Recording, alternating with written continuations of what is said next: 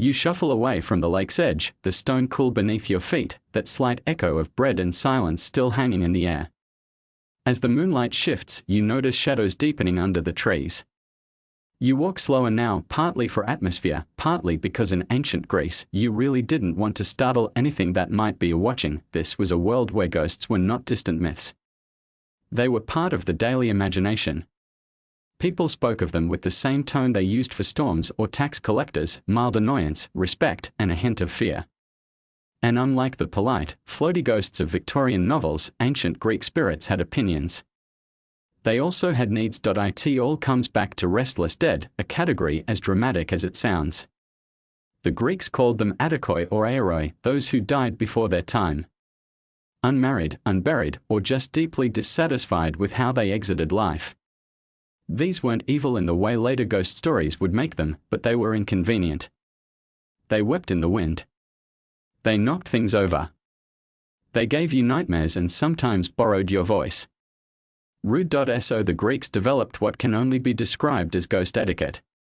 A social code, if you will, for making peace with the invisible. You didn't shout at ghosts. You didn't challenge them. And under no circumstances did you ever mock someone for believing their cousin's house was haunted by an uncle who died over a gambling dispute. Because it probably was. Historians still argue whether these beliefs were driven more by religion or fear of disease, since many of these rituals were strongest during or after plagues. But either way, the system was clear: ghosts were a real problem, and the way to manage them was through ritualized hospitality. You welcomed them the way you'd welcome a cranky houseguest, awkwardly, politely, and with snacks, and this is where things get interesting.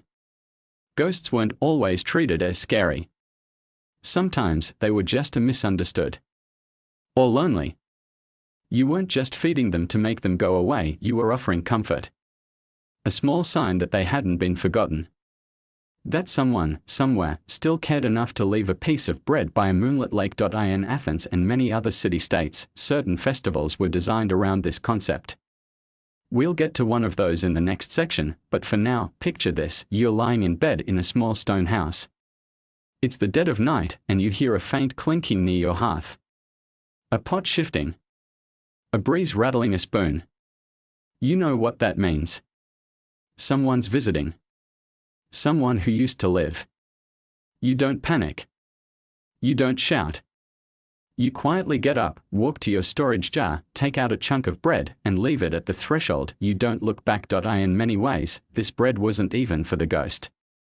It was for you. For your peace of mind. A transaction of calm.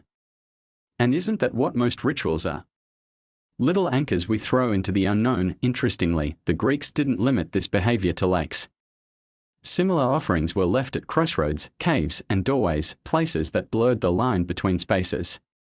But lakes had a special reputation.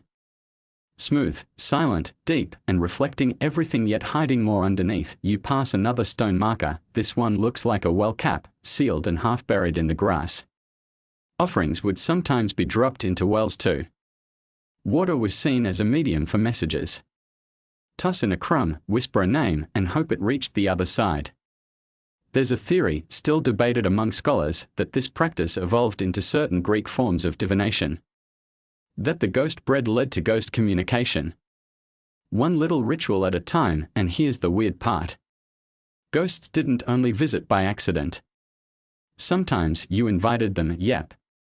Inviting ghosts was a thing. Imagine telling your neighbor, "Oh yes, we are having a dinner on Thursday. Just the family and a couple of ancestors." No one would blink. You'd light the hearth, set out food, and maybe whisper something awkward to the empty chair. It wasn't spooky, it was polite. The bread placed by lakes, then, could serve many purposes. Appeasement. Invitation. Even confession. There are stories, quiet, fragmentary ones, about people who would come to the water's edge not just to honor the dead, but to ask forgiveness. They'd leave bread alongside murmured apologies. For a quarrel. For a debt. For a betrayal no one else knew about. You look up, and the stars are thick tonight.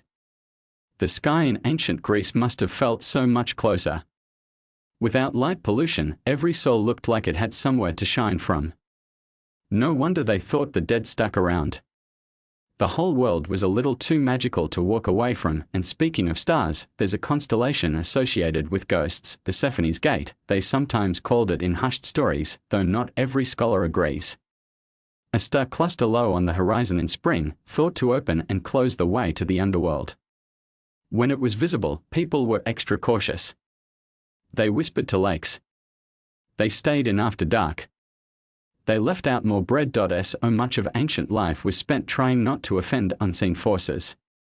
And while modern skeptics may scoff, there's something weirdly comforting in that. A little fear, maybe, but a lot of care. It says, I believe there's more than I can explain. And I'll respect it, even if it scares me. You bend down near another offering site, where flat stones form a half ring around a shallow pool. The water's still, black as ink, except for one lone ripple, maybe a frog. Maybe something else. You don't stick around to find out, instead, you keep walking. The lake seems bigger now, stretching outward like a question. And in your pocket, or your imagination, you carry a small loaf of bread. Just in case.